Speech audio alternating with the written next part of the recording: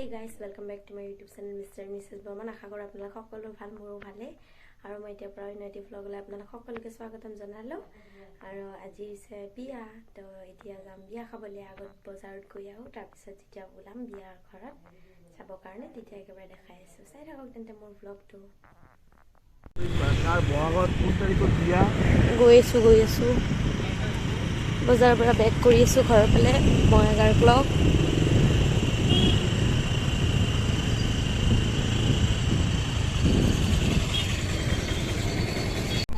আমি গৈ আছো এতিয়া বিয়া খাব না গৈ আছো